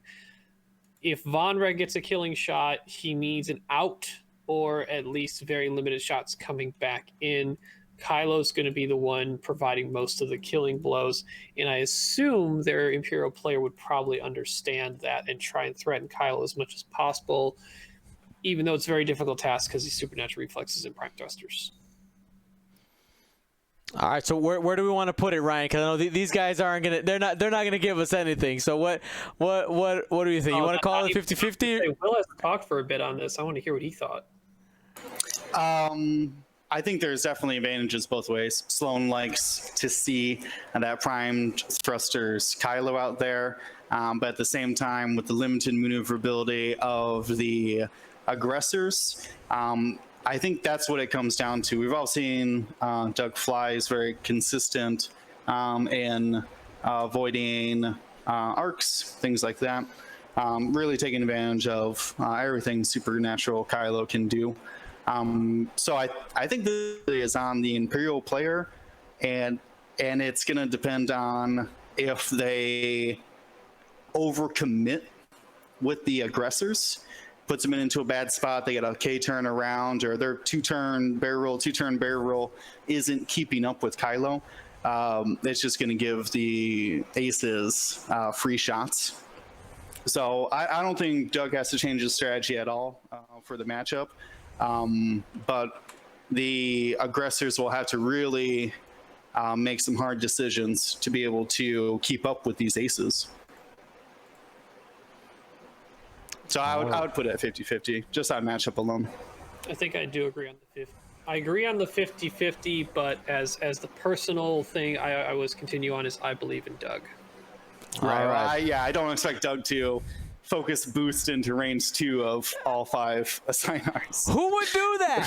Who do we know that would do that? I don't know. He did double reposition into range 2 of a target locked whisper. Well, I mean, it was a full health Kylo. What are you gonna do? Sometimes you gotta take those chances. All right. Well, we'll go ahead. We'll leave that one at 50-50. Let's take a look here at this next matchup. We got Tommy Adams subbing in for Carson Ray, flying Poe, Rose with C-3PO, Jess, and Lula Lampar on the Team Maltese side. We have the 104th Battalion. That's the ARC 170, 4 Gold Squadron troopers in the V-19, and then Warthog in the LAT, setting up some of them zombie shots. I'm gonna tell you real quick, Ryan. I look at this one quickly, and my mind goes Team Malta. It does. It's like the jousting power of the Republic there. It seems formidable. Yeah, it's definitely formidable. To clarify, Poe does not have overdrive thrusters, right? Does not. It feels sad. Because I think that'd be an invaluable tool in a matchup like this. But I still think that Resistance List still has tools to handle. It's going to be range control. It really is. I don't know if I'd say this is that hard of a advantage for Malta, because that Republic list, its main hitting power is combined shots. So as long as Tommy has a 3-pronged attack with obviously Jess and Rose and then Poe on one side and Lulu on another. I mean, it probably is the case that the Republic will want to try and take care of 2 ships instead of trying to chase Poe or Lulo.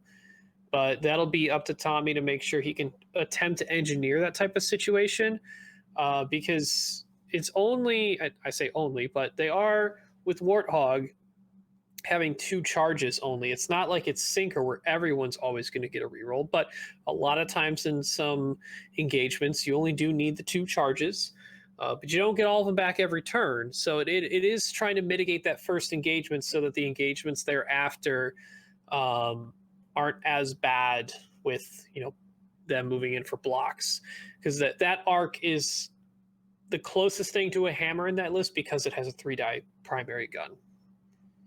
You might not be able to get rid of that as quickly. It might be more of a get rid of a torrent or 2 and just move around the arc and then finish out the arc later. So I don't know how quickly you're going to be able to burn down that arc with just Poe, Jess, Rose, and Lulo. Probably not going to be able to do that in 1 turn. It'll still be able to shoot back, so you always just have to keep in mind that you have to shift around and mitigate combined fire as much as possible, because that's what this list is good at.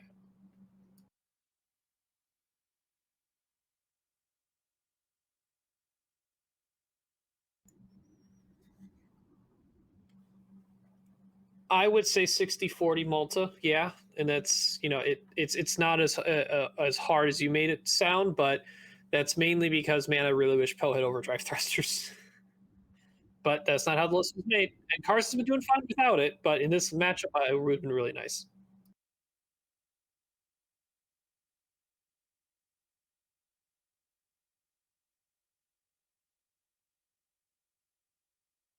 He is in the chat, but he did say you might be muted. I'm muted. This is motivation, Tommy. Motivation. Okay? Let's go. Let's go. All right. Next matchup we got here. We got some Scum on Scum action. Ryan, what do we actually? You know what? Will, what's this matchup? Okay. This is myself flying my Boosk, Finn Kanan. Dang it. Versus Boba Dengar. This is a Lone Wolf titled Slave 1 title. Proxy Mine Boba Fett. Obviously doesn't have any crew carrier, so getting those modifications in other ways with that Lone Wolf. And then Dengar, this is the Beatstick Dengar. That's Han Solo, Gunner, and proton torpedoes.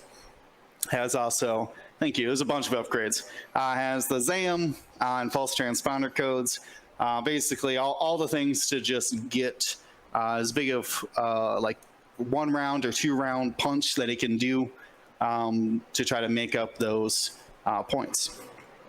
And then, like I said, I have Busk carrying tokens around, Kanan with just Molded Crow and Coordinate, and then Composure Finn. He does have the bid as well. Believe I'm at 200, so if he's got a bid, yeah, 197. So I'll be most likely moving Finn a second to Dengar. Or wait, Dengar will be moving after Finn round.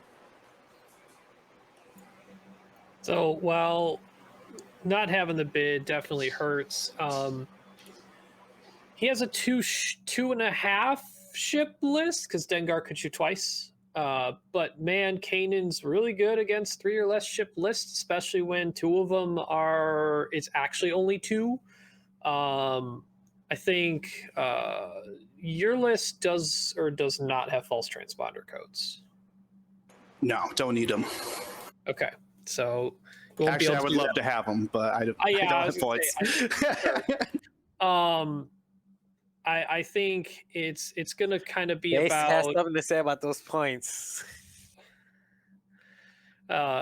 Making sure Kanan's effect lasts as long as possible in this game, and putting Bosk in this position, and I think you've mostly done this in the games that I've seen you play, as you know, here's boss. If you want to get to Kanan, you have to go through me, type of thing.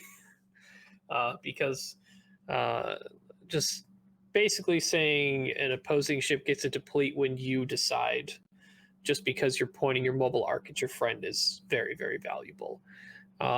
It's a lot of it's going to be predicated on I think how quickly you burn Dengar.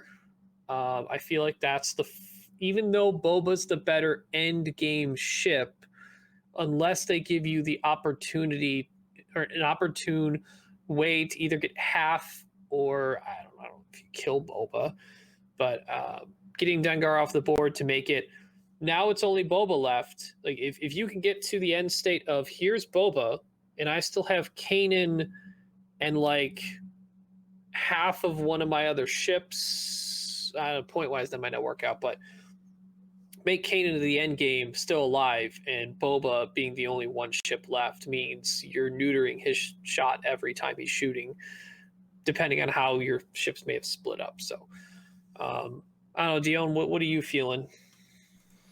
I have faith in Kanan. Kanan in versus a 2-ship list, I really think is what, in my mind, puts Will just over the top. And depending on how his opponent ends up kind of dissecting this matchup, you could end up getting an opportunity where normally a Boba wouldn't be as aggressive, and all of a sudden it's in the fight and then you can take it, right? That's one of those things. Like Boba Fett is great, but if you got, like you said, we got Dengar out there. Sorry, we have a Bosk out there as a beat stick. I do think I think there is a I think probably about a 60-40 towards Will, in my opinion, because of Kanan. Kanan is the single, because even if you end up doing this like my name is Bosk and I shoot twice, and my name's Dengar and I shoot twice, back and forth, I think Kanan just makes it so that Will's list ends up just barely ahead, right? It's enough, because if you can take Kanan out, if you could take Dengar out and you still have Bosk alive to end up chasing Boba and dealing with Boba, or even making Boba come to you, because at that point, depending on where the points are or whatever, like I think you end up having a lot of tools there. So I think I'm gonna grab this Team USA flag and I'm gonna smack it right there. Yeah, I agree. And because does he have one set of false transponders? Does he also have it on Bosk? Or sorry, Boba. I don't think Boba has an illicit. Just on Dengar. He only has one. Does Dengar have Cutthroat?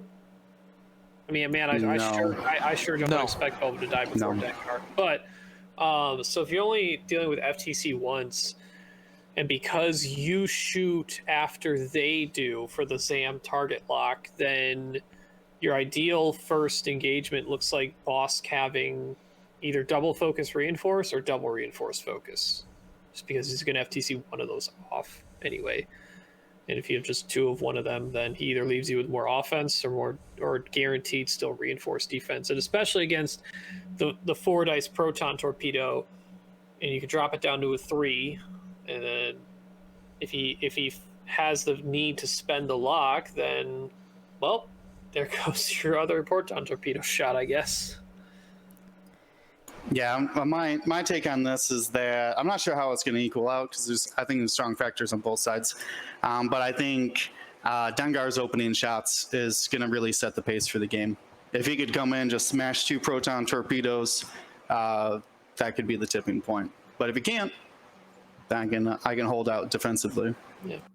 I'll say, even though Dengar is I6 moving after, he has a much more restricted dial and setup for his attack, because it's just a front arc on a large base. So depending on the obstacles that are in the whole matchup, Bosk has a better chance to just, I have a 180, I'm going to shoot you very often, and I don't need to turn at you as much. All right. Well, let's keep it rolling here. And now we'll break down this next matchup, Marcel. What do we have here? Okay, what do we got? We've got Daniel Leon versus who's flying the Separatist, which is 5 Trade Federation drones, and Zam with a bunch of toys against that's the first order, right? So let me roll Yeah, over down to Malrus first in the order, Psi which Shuttle is, and 6 yep, which is Epsilon Andrew Squadrons. Ciarlo with the, like you said, Malrus with Fanatical, not Proud Tradition. Malrus with Fanatical and a bunch of TIE fighters. I want TIE fighters. So it's 1, 2, 3, 4, 5, 6 TIE fighters and Malrus Fanatical versus 5 drones and Zam. Who has the bid? Matters a lot. Daniel yeah. has the choice. Daniel has the choice. Yeah, he's at 198. Malrus is at 200. So it's weird. It's that I-1 and Malrus effect conundrum. Do you want to block the cadets but give them the opportunity to not deal with the consequences of the strain as much because they'd be the last thing shooting if the vultures move first? Or do you make them likely take consequences from the reroll of Malrus and the strain, but you take consequences for it, but they have the chance to block you and your vultures? I actually don't. I haven't looked at that enough to know the right answer for that. He had another matchup where he was playing against I-1s. I believe it was the I-1s Hyena Bombers, and he chose to move first because he needs those calculates. So I would guess if he has a choice, he's going to do that again. Yeah, and I can agree with that in some respect. And I mean, if Zam gets in a spot to just start wailing on Malrus, then it becomes a non-factor, right? If you destroy Malrus, the advantage they had of the rerolls and not having to take the strain consequences within the same turn is gone. It can potentially be a tall task, but at least because you're moving first with the vultures, you are dictating where those cadets can and can't go. And because it's a swarm, they don't have to have a tight formation, but they generally have a space where they all would like to go. So one block could easily turn into like 2 or 3. All right. I mean, this is a tough one. Especially because if those Epsilons were 2 agility, if they had 2 agility, I would say, all right, this is Daniel. Daniel's got it. I'm a little worried about those TIE fighters having 3 agility, though. And if you get in a situation where all the vultures are down, but you only were able to take out a couple, maybe 3 of those TIE fighters, and then you got the other half of the TIE fighters and Malrus left, that could be a situation that feels bad. So my gut is 50-50. Does Zam have thermal detonators? Yes. I'm pretty sure. And I assume Dooku crew, right? Yeah. False transponder codes? Question mark. What does Daniel Zam have? He's got hull upgrade, false transponders. He's got the full loadout on Zam. Oh, treacherous too. Treacherous as well, yeah. Oh. I mean, it's a 100-point Zam, or 97-point Zam technically, but yeah. Okay, so that is a fully stocked Zam. Yeah, I would err on this, and potentially shooting a second time too. Which means, actually, there are consequences for that strain, potentially. When he decides Zam takes that second shot, could be after a ship uses a strain. 60-40 Daniel, in my opinion, right now. So then, I mean, our opinions together then end up giving us a 55-45, is what I heard. So we'll put it down for Daniel. We'll leave the Maltese flag there as like it's close. It's a close one. All right. Next, we have Steve Cotillo playing the Empire. He's got Goran Strikers with Disciplined. That's what he's playing. Versus the Rebellion player for Malta, who's flying the classic Hera Kyle Garvin Benthic 2-tubes. I don't know how to feel about this matchup, to be honest. Because you got, hey, look at my tokens versus, hey, look at my tokens. Right? Like, it's that they function the same way, but when I look at the Rebellion, to me, it says that they have more defensive tech. But the Empire has more offensive tech, potentially, because of discipline. And because of thermal detonators, I think, too, which... And proxy mines. Oh, that's right. He did add proxy mines. That matters, for sure. I think a lot of it... I think, oddly enough, the key pilot in all of this, even though Steven has Goron to help mitigate this, but Benthic being at I2 as a medium base can mess up plans in terms of spatial denial because of blocking. Granted, you have ailerons to shift yourself, so it's just up to Steven to make sure that in the first engagement, it doesn't become obvious in the second engagement where he wants to go, because then that creates the problem of Benthic can just take up that space, get all the tokens, clear the area to allow the rest of the Rebel list to form in behind him. And then the strikers have to either shoot past Benthic, which could be actually the right answer, but there needs to be enough space for that to happen too. I mean, in my experience, I believe I've seen the Maltese Rebel player play. He has an opening where, I mean, I think most of the people who fly in the list doing a very similar opening. They stop, they do pop Leia the first turn, stop, you K turn Garvin, Leia, you K turn again the following turn, and they're just kind of slow rolling and saying you meet me, and they end up putting this rock, the rocks that don't matter, out at like range like two by 2.5, so that when they approach, the opponent doesn't really have a good way to get, if they're flying in a formation, which Steve would be, right? They kind of have to come in from the side and then go over. Now, mind you, Steve's got strikers, so they can very easily go wah, whoop, like that. They'll be fine. But I'm not sure if Steve wants to go with him. I'm starting to lean Team Malta. Excuse me. Convince me otherwise. If you like, there's so much defensive shenanigans there, and like Steve wants to move, he wants to go, and the Rebel list says, I don't want to go anywhere. This is my home. This corner is mine. I mean, I think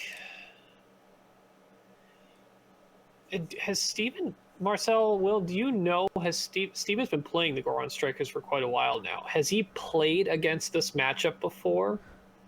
Not in XTC. I'm assuming at some point. Has he talked about it at some point? I'll just say that he, again, not to give too much stuff away, I'll just say that he had it himself as a 50-50. He had it himself as a toss-up, which means he feels confident that he can win it, but he also feels confident that things can go south. Yeah, I mean, there is enough firepower there between Garvin, Kyle's front arc, and Benthic to say bye-bye to a single striker in one round. But I was, watching back on a lot of Steven's games, just going through certain movement turns, and he's very used to losing a striker in the first engagement, it seems. It's kind of par for the course, it seems. So he's been able to claw his way out of it multiple times, and as we know, Discipline's a really powerful card. Which, if Kyle or Garvin destroy a striker in the first engagement, that'd be pretty bad for just those two ships to do it. But in the second engagement, that could mean a lot of those strikers could then, because they get to pick a lock. It doesn't have to be the ship that killed or shot him. So they could all lock Benthic and just burn Benthic down. Is it the same exact as Andrew Oler, or did they shift around Leia and Jyn Erso crew at all? Same. Just the same. So Jin is on Kyle still. Jin's on Kyle. Yeah. Ideally, And- you want to burn Kyle down, but And I think even, tucked away in the back right corner, baby. You ain't getting to Kyle till you go through everything else.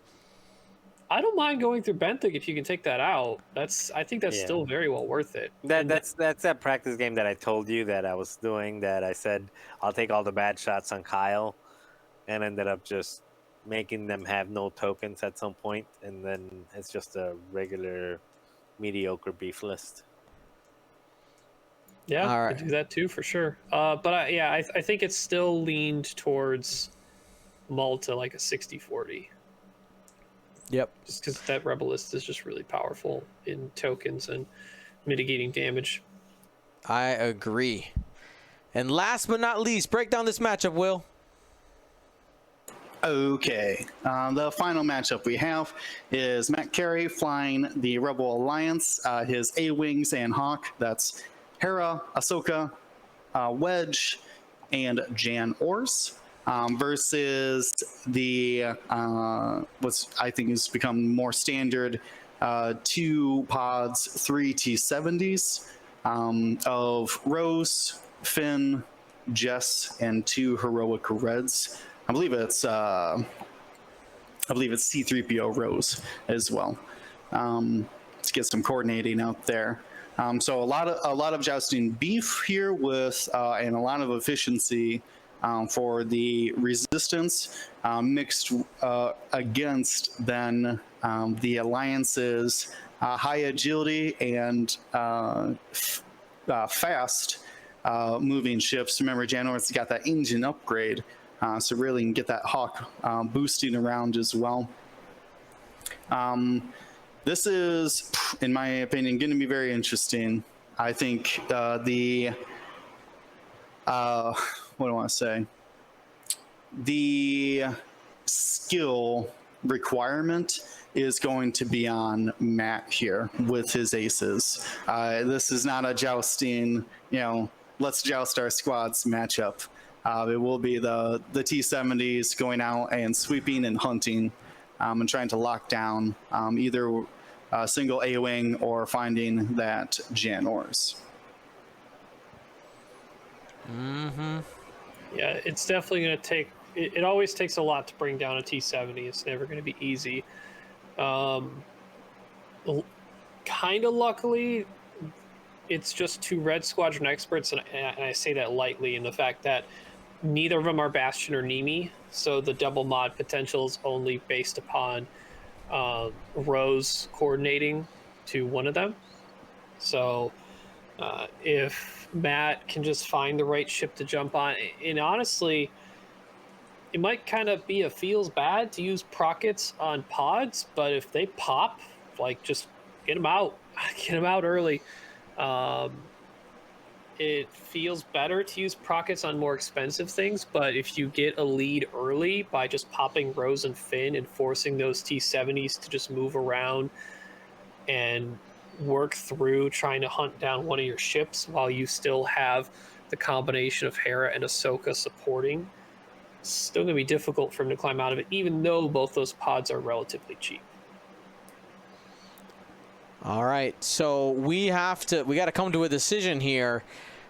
They both have really good tools.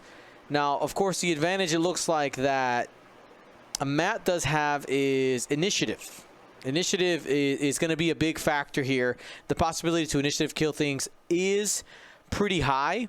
I like his possibilities because he does have those proton rockets and the ability to push through damage. I think Wedge A-Wing is going to be a really important piece in this matchup, taking those 2 agility ships, turning them down to 1, and just pecking away little by little.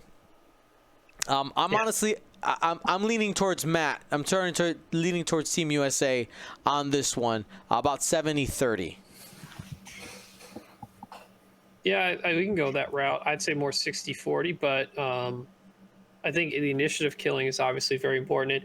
And I'm finding out when I'm trying out Rebel lists with Wedge, especially that are more Procket or Alpha Strike oriented, that have limited amount of that Alpha Strike. Wedge is a really important ship. Even though he's a pocket ace and can be bait, he's one of the main points of sustainable damage in that list. Even though it can be plinky from further away, but getting close hurts a lot, especially since he's also got Jane Ors. It will shut down the heroic for the Reds as well, as they'll only be rolling one dice. Might actually help Finn, because you can just roll one blank, add a blank, and then heroic them. But for the most part, yeah, it'll shut down their main defensive tech, which is that heroic. All right, so Bye-bye insurance policy. So our roundup here, you can sign it. It does definitely lean towards Team Malta this week. Looking at them all, because you can see we have two matchups that seem to be heavier favored on the Malta side, and then it looks to us like Team Malta is quote unquote in most of the games. They are in most of the games. So it's going to be a tough week, I think, for Team USA. Though here's my prediction, okay? If the United States can win this week, okay? Doesn't matter how ugly it is. You get the W, you make it to the dance, right? Like you're going all the way, okay? So I'm looking forward to see what happens this week. I got to talk to the Team USA, see if we can get some games scheduled during the Gold Squadron times. I know a couple of them are scheduled already, so we'll see what we can do for you guys. But be on the lookout for those. I'm sure people are posting them out. Any closing thoughts, Will and Marcel, about this week's Team USA XTC Extravaganza? I just want to just clarify what you had mentioned here about the clinch. Spain is undefeated as of now, and we are the only team with a single loss.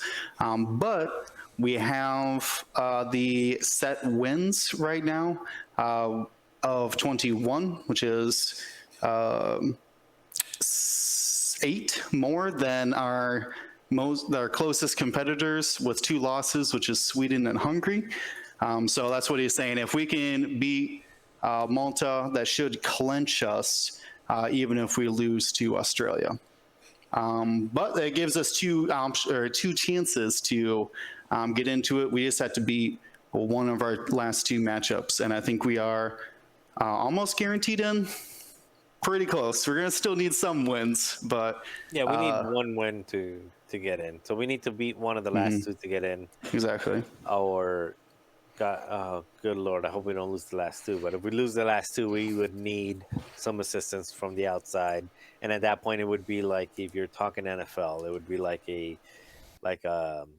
9-7 team or an 8-8 team making it to the playoffs. It's like, well, why did these guys make it to the playoffs at 8-8? Because things just happen the right way. But hopefully we don't leave it up to chance that way. We need to win. If we win this week, we're in, period. Even if we go 0-7 against Australia, which we won't, we're in. So that's kind of like said and done. Having said that, just, before week one, when I looked at the entire 7-week tournament, and I did I went ahead and I did this matchup. I went match by match. Said no, what you guys did, what you guys are doing every week. I did that before week 1 against every single team that we're facing. Malta was the second worst that I had in terms of how we match up against their lists. I'm not saying player to player. I'm saying list to list. Yeah. Australia being the worst. Like Australia, just average player against average player. Australia has the worst matchups for us. Right. And Malta has the second worst. So we need to win this, and we need to win this by being better X-Wing players than they are, not by having better lists, as you guys can see by the parents.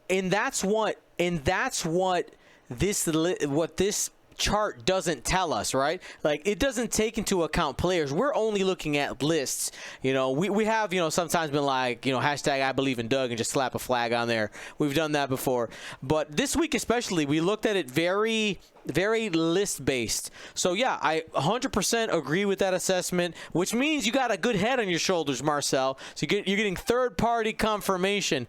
The lists this week are tough. They are tough, and it's going to have to be players over players. Going to have to circumvent those disadvantages that are there. Well, I will say, in all the weeks we've done these previews, when it's been more like this 50-50, Team USA has brought home the victory. When we did the Spain discussion, it was all on paper. It's looking really good, and it didn't turn out that way. So maybe there's a theme. There you go. Well, hopefully everybody here has enjoyed today's show. Again, we'll be back on Wednesday with some type of X-Wing action content. We'll bring it to you. Again, I'm going to try to wrangle up some XCC games, but it's pretty random at this point, so I have no idea what's going to happen. But we were thinking about possibly doing a fight against the squid. I think that's what we talked about last week, right? I think we're going to have a guest on to automate the squid, and we're gonna battle it out. All right, so I think we're gonna be doing that. We'll get you exactly you know, the exact details through the Discord, and of course, just, you know, have those notifications in, hang out, let's have a good time, and we will see you on Wednesday and then Saturday. And Dion master's degree news. Only if I need this to be done. I'm over it. I'm over it. I want to be done. I'm so tired. I would tell you, being real right now. So I remember I told you guys I like stayed up like a crazy person and finished my paper, got it in. So now I got the corrections back, and they were like, your paper was great. You did such a good job. I was like, oh, okay, sweet. But, and then the butt hit, and they were like, we want you to add X and Y and Z just because we think it'd be interesting. I was like, but I hope that I was like, so I don't need it. They're like, no, but I think it would add to that. I was like, oh, okay. But then me, you know me being the way I am, I'm going to add it because I'm like, that's a good point. I can't deny that. Okay. So I'm going to go work on my paper, guys. That's my plan right now. We'll see you next week. Thanks for watching. Gold Squadron out.